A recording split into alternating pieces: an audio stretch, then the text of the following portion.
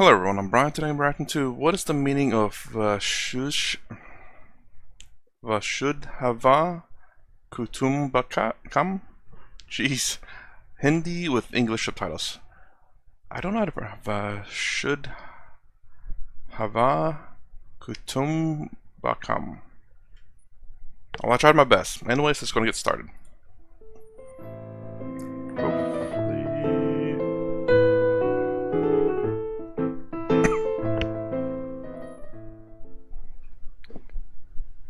आपका प्रश्न है कि वसुधैव कुटुम्बकम एक हमारे उपनिषदों में और पुराणों में एक शब्द आता है कि इसका क्या अर्थ है, क्योंकि समाज में जब हम आगे बढ़ते हैं हम परिवार को पहले रखते हैं, फिर अपने सगे संबंधी को, फिर समाज को. Sorry to pause so soon again, but I'm curious.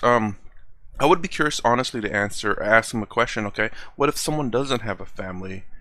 I guess it goes to relatives and society. Then if they don't have relatives, it goes to society. Okay, I mean, fair enough, but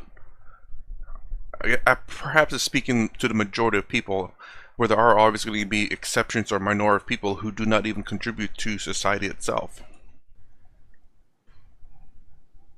एक यदि आपको समाज के लिए एक श्रेष्ठ उदाहरण प्रस्तुत करना है, जैसा कि श्री राम ने किया, तो उसके लिए परिवार को, मनुष्य को थोड़ा पीछे रखना पड़ता है. तो जब मनुष्य को आगे जाना होता है ना, यदि आप समाज को समर्पित हैं, तो आपको समाज के बारे में सोचना एक विकल्प नहीं है, ये अनिवार्य है. क्योंकि नहीं तो आप क्या उदाहरण प्रस्तुत करेंगे. यदि भगवान राम ने धोबी के बोलने पर मां जानकी को वहीं रख के धोबी का सर कलम कर दिया होता, कर सकते थे, राजा थे, तो क्या वो राम रह जाते? उस युग में, त्रेता युग में, राम बनकर ही कार्य होना था, और द्वापर युग में कृष्ण बनकर ही हो सकता था. कलयुग में कभी मनुष्य को राम बनना पड़ता है, कभी कृष्ण बनना पड़ता है, क्योंकि हर अवस्थाओं में एक सा व्यवहार काम नहीं कर सकता. सब परिस्थितियों में अलग अलग होता है. और यही तो एक साधारण व्यक्ति और एक संत में फर्क होगा. साधारण व्यक्ति अपने को और अपनों को पहले देखेगा. संत कहेगा कि नहीं, मैं दूसरे का अहित क्यों करूं, अपनों को तो मैं रख लूंगा प्रेम से. सेना चाहिए दुर्योधन, ले लो, पर मैं एकाकी किसके साथ खड़ा हूं. सेना लेकर युद्ध करना है, राज्य जीतना है, व्यस्त होना है, ये मारना है, आगे वंश को बढ़ाना है, आगे अपना साम्राज्य स्थापित करना है, कर लो. पर भगवान तो सत्य के साथ ही खड़े हुए. इंद्रप्रस्थ जब चला गया तो उन्होंने ऐसा तो नहीं कहा पांडवों को कि अभी जाकर युद्ध कर लो और ले लो वापस. उन्होंने कहा कोई बात नहीं, मैं चाहिए या राज्य चाहिए. जब मनुष्य की प्राथमिकता, प्रमुखता उसको साफ होती है कि उसको चाहिए क्या, उसको ईश्वर चाहिए या उसको ऐश्वर्य चाहिए, तब उसका निर्णय स्वतः ही वैसा हो जाता है. So this last part, I was trying to understand what he meant. Basically, even the actual title of this section, what is the main difference? What is the main difference in thinking between a normal person and a saint? It's the fact that a saint is willing to give up everything to follow the path of God. As long as he's able to follow the path of God, it doesn't matter what he gives up because he is following that path. Whereas a normal person will more than likely not give up everything to follow the path of God, which is essentially what a normal person is. Because it's kind of hard to like say, hey, give up my army or to give up my family or to give up my wealth. You still do have to survive, but perhaps he may not be saying just to give up everything necessarily, but to understand what's worth fighting for. Obviously, you're going to need to work to provide shelter, food, and water for yourself and your family. I don't think you want to give that up. So I'd assume that obviously you would have to still work, but to prioritize being a saint over other things. जब अंगुलीमाल से पूछा गया कि तुम किसके लिए कर रहे हो ये घिनौना कर्म है, किसके लिए मार रहे हो? उसने बोला, मैं अपने परिवार का पेट पाल रहा हूं। तो उनसे पूछो कि क्या वो तुम्हारे कर्म के हिस्सेदार बनने को तैयार हैं? घर चले जाते हैं अंगुलीमाल, एक एक से पूछते हैं। I never heard of this part of the story. कि मुझे ऐसा वचन मिला है कि मेरा जो कुकर्म है, जो दुष्कर्म है, उसका विभाजन हो सकता है। हम सब मिल बांट कर रोटी खा रहे हैं, इसलिए मैं चाहता हूं हम सब में वो बंट जाए। सबने हाथ खड़े कर दिए कि कैसे? आपका तो धर्म बनता है हमको भोजन खिलाना, रोटी कमाकर लाना आपका धर्म है। आप गलत कार्य करके ला रहे हैं, हम इसमें क्या कर सकते हैं? आप एक सफल कार्य, एक सिद्ध कार्य, एक सात्विक कार्य, एक सामाजिक कार्य, एक शुद्ध कार्य, एक यथेष्ट कार्य को कर लाइए। तो अंगुलीमाल एकदम उसमें झंझोड़ दी, उसको अनुभव होता है।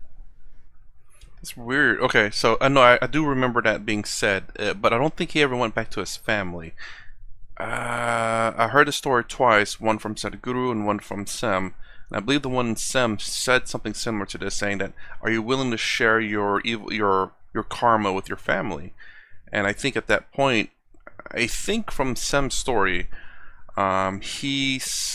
didn't want the evil deeds or the bad deeds to fall to his family. But the one thing I will say that's different in this story from the other two is the fact that he's doing this to feed his family, which was, I don't believe in either of those stories. Definitely not Sadhguru's. I don't think it was in Sem's story as well. He's killing people to feed his family. Now, he could be like a hitman, then maybe I get assassin. Then okay, maybe.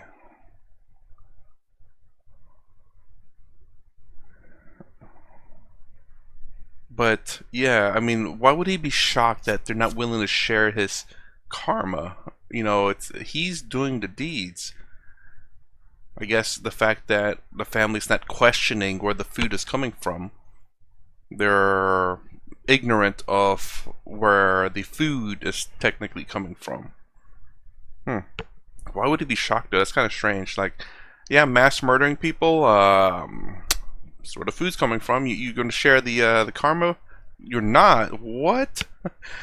It's kind of strange. You obviously, if you're doing this to supplement your family, then you're expected to take all the responsibilities of all of your actions and your actions alone.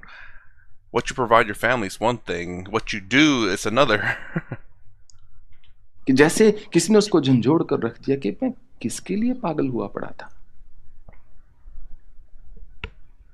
एक व्यक्ति था, मर रहा था और बहुत अमीर था। सारी जिंदगी उसने सब प्रकार से कर्म करके अर्जित किया था परिवार के लिए, और उसके बेटे पास में खड़े थे, और बड़े बेटे ने बोला कि 50 गाड़ी यहां से लेकर जाएंगे, ऐसा जनाजा निकालेंगे अब्बा जान का कि सारा गांव सारा शहर देखेगा। तो दूसरे बेटे ने बोला, अरे 50 गाड़ी, इतना हम पैसा जो है बर्बाद करेंगे, 20 गाड़ी बहुत है, अब्बा जान ने तो एक ही में लेटना है, बाकी तो खाली फूलों से भरी जाएंगी या क्या क्या होगा, 20 गाड़ी बहुत है। तीसरे बेटे ने बोला, अरे तुम्हें अभी तो बोला है अब्बा जान ने तो एक ही में लेटना है, जनाजा जो है वो तो एक ही गाड़ी बहुत है उसके लिए, हम तो चल पड़ेंगे, हमारी तो अपनी गाड़ियां हैं, उसमें बैठ जाएंगे, इतनी गाड़ियां लेने की क्या जरूरत है। It's gonna be a fourth one. तो बाप बोलते हैं, मेरी लाठी दे दो जरा।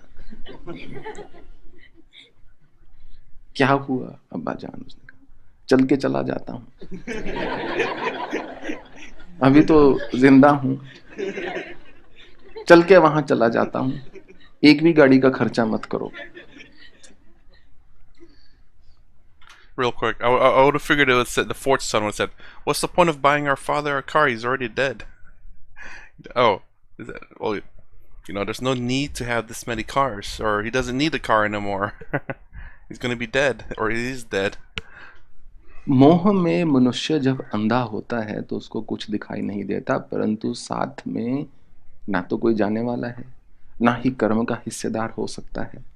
इसलिए मनुष्य को सत्य का मार्ग कभी नहीं छोड़ना चाहिए। वही मूल है। करो, सबका करो, जितना कर सकते हो, परिवार का, समाज का, विश्व का, परंतु सत्यनिष्ठ होकर करना चाहिए। क्योंकि रात को जब सोते हुए आप चाहे किसी के साथ सो रहे हो, पर मनुष्य सोता अकेला ही है, अपने ही एक संसार में होता है। जब आप उस सराहने पर सर रखोगे तो मन में ऐसा एक सुकून अवश्य होना चाहिए कि मैंने आज ठीक किया। I was wondering what he meant. It's like, even if you're sleeping next to someone, you're still sleeping alone. It's like, wait, what? Because whenever you're dreaming, you're in your own universe. Like, oh, I get it. When you're asleep or unconscious or whatever, it doesn't matter how many people's around you. You're not aware of them at all.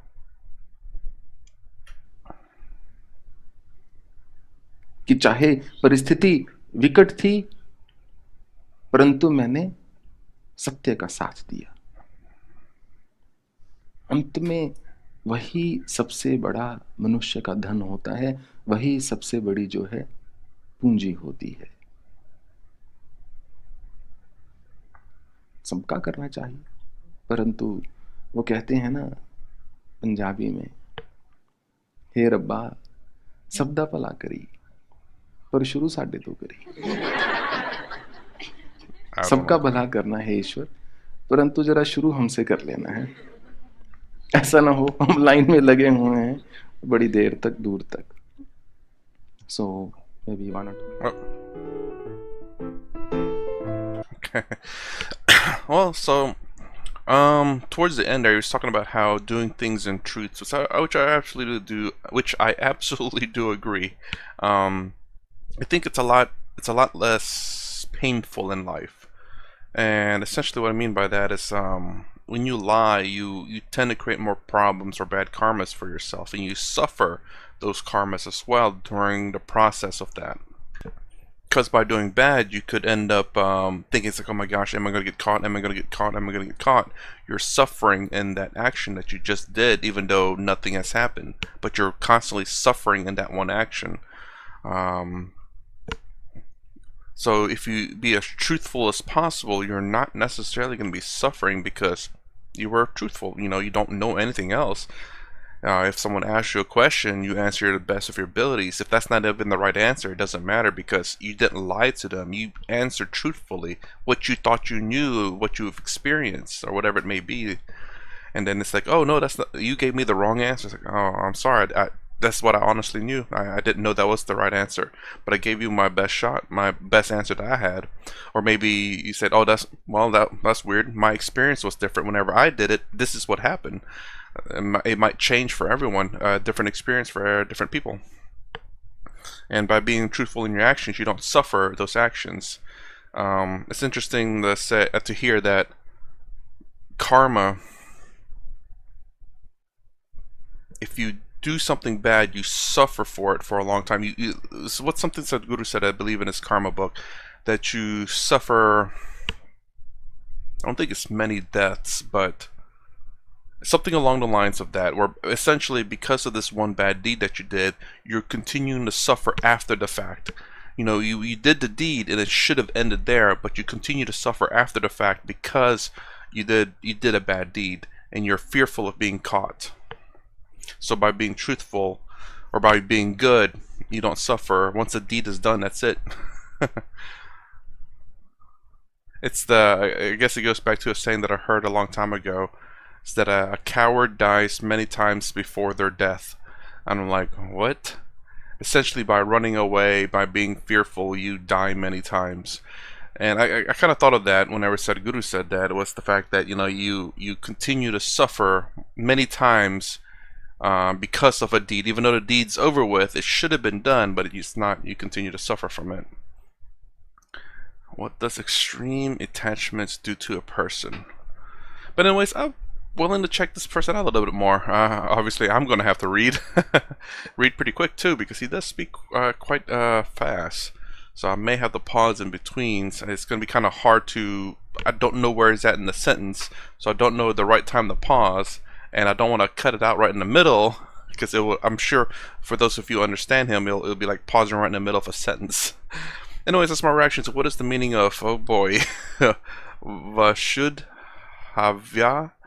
Kutumbakam. If you like my content, please consider subscribing, thumbs up, thumbs down below. Thanks for watching. I'll see you in the next vid.